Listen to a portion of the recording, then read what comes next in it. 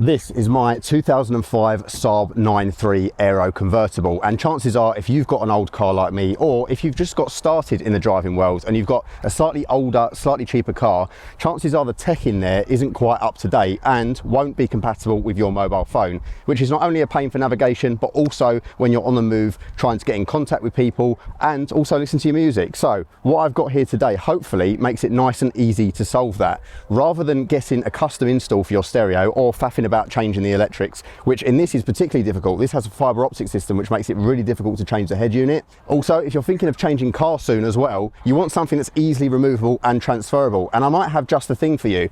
So today's sponsor Lamtto has sent me this smart screen which comes with a camera as well for reversing, and effectively it is almost like a sat nav. You just plonk it on your dash or mount it in the car and then you can just crack on. It's got wireless Apple CarPlay and Android Auto, and it just plugs in via your cigarette lighter and auxiliary port or Bluetooth.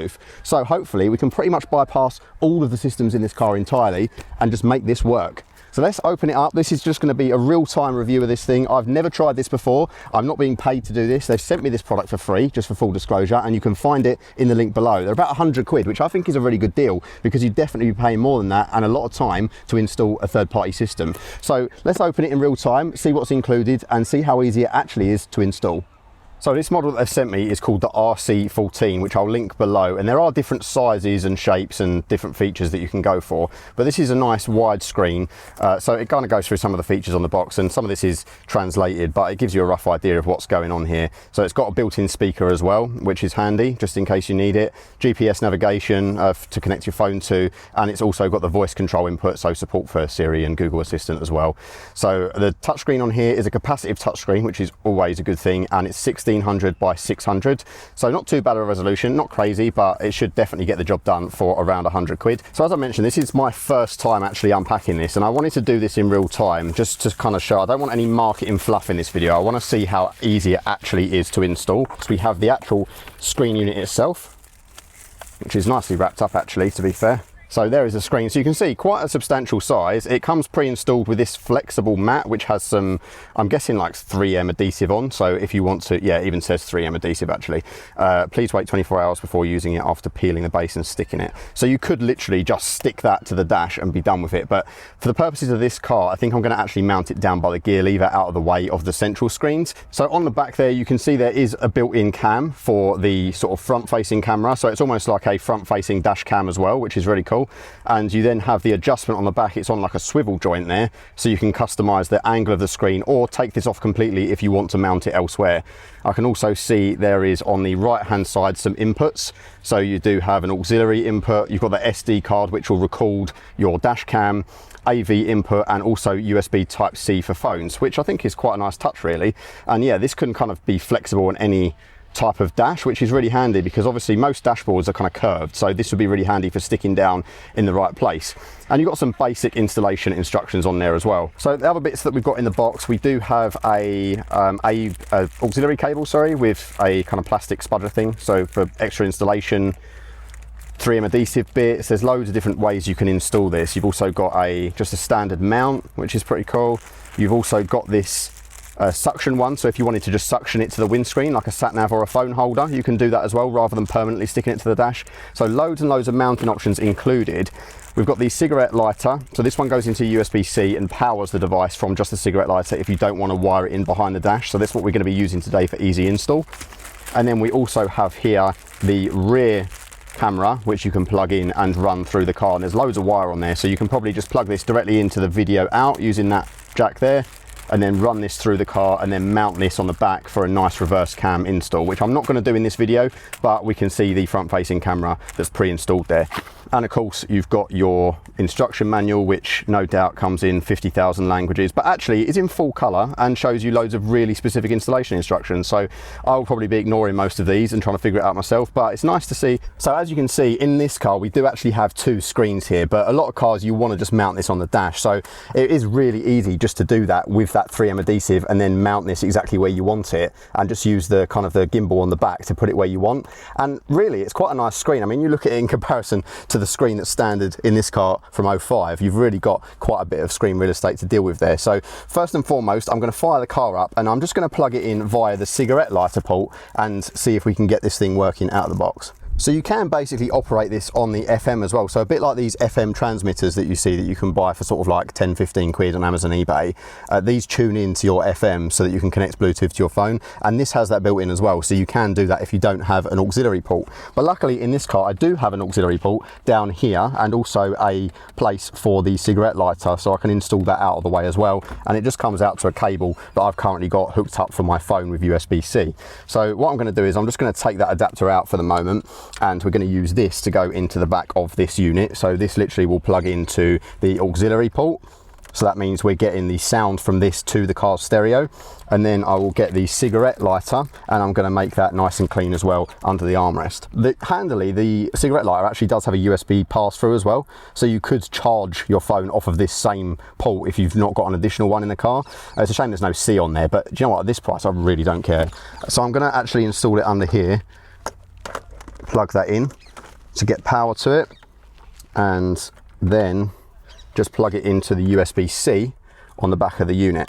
So with those two plugged in, I could spend some time cable managing this and making it a bit neater. Obviously, if I'm going to mount it up here, you'd want to probably hide these cables or install them behind the dash. But the fact that you can literally plug it in, and how long did that take? Like a few seconds just to get that going. So let's do the peel. Oh, that was nice, wasn't it? So in theory, we should be able to just fire up the car and this will kick into life. So one thing I will say is not much in the way of anti-glare properties on this screen. So I would say it might be worth having a matte screen protector on there, or obviously having it at its full brightness whilst you're using it in direct sunlight. But apart from that, like, it is okay brightness now, and the screen actually, the quality is pretty decent. In terms of like the actual performance, it's not too bad. It is a little bit laggy when it comes to some of the apps and stuff like that, like moving between screens. But this isn't something that you're really going to use very often. This is just kind of for the basic setup and that kind of thing.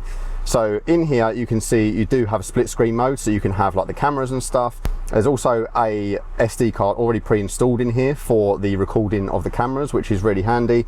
And you can also see like information about the volume and that kind of thing on there. So if I was to hit the camera button, it's showing the rear camera. So this is your dash cam one. So if I pop it there, you can see that we've got a view out of the front of the car. And so it's really handy that that's on there, and you can put like collision detection and stuff like that on. It's nice that it's built in and you don't have to set that up separately. And of course you've then got the option to put the rear cam in there as well. So let's see how easy it is to connect my phone via CarPlay then. So let's head on there and turn on my Bluetooth. I'm just going to go into my settings on my phone. Yeah, so it's popped up straight away on my phone there. So I'm going to hit connect on the Bluetooth.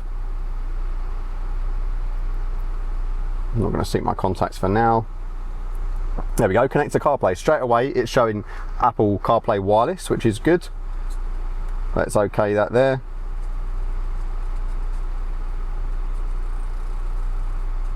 And there we go, we're in straight away. So there we go then, we can see that it's actually just connected wirelessly straight away. I've got sound coming through, so if I were to press play on here, turn the volume up. The sound quality is a bit iffy because my aux port is broken on the car, by the way. That's not the fault of the unit here. And there is also a speaker built into the display, so if for whatever reason you can't get the audio working through this, you can just have the sound coming out of here. And obviously it's not good sound quality, but the fact that that's built in will mean it's helpful for navigation if for whatever reason your audio on the car isn't working. Again, the screen isn't the best. Like in these conditions I can see it, but it doesn't look particularly bright or vivid. But at this price point, what do you really expect?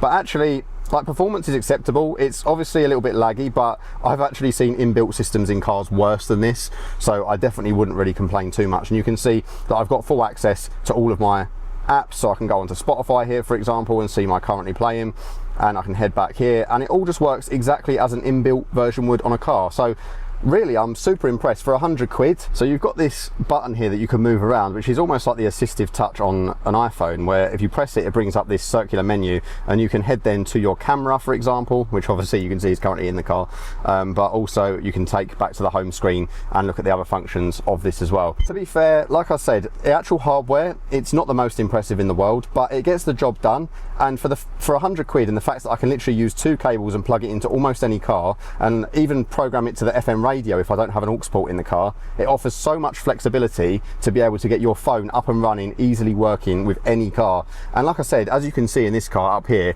this system is really outdated and old-fashioned and doesn't have any of that stuff built in. And to take all this out and implement a new sort of head unit that would be similar to this is going to be a lot of work. So I've got loads of mounting options. I could even mount this here over the top of the current stereo if I wanted to, or on top of the dash over here. There's so many different options. Another benefit to a solution like this is when you turn the car off, it is just going to turn off. So I have had problems in this car where someone fitted a third-party Bluetooth adapter and it was actually draining the battery of the car because it wasn't installed to the power properly. Because this is just powered off of your cigarette lighter, even if you're worried about that, you can literally just go in here and unplug it, as easy as that. So, you know, it's not going to cause you any hassle. And I think that's the point, really. Like, you can go down the route of making it look more integrated and be a better all-round solution if you're looking to keep the car long term. But if you want something that you can literally just plug in a couple of minutes and get up and running, this is a really good bet. So there we go, guys. I'll link the Lamtto products in the description below and you can find the best deals. They're quite often on sale as well, so you probably save a few quid through those Amazon links, and it does help out the channel as well. So thank you guys so much for watching. Thank you to Lamtto for sending me out this unit. Please like, comment, subscribe, and I'll see you in the next one. Bye-bye.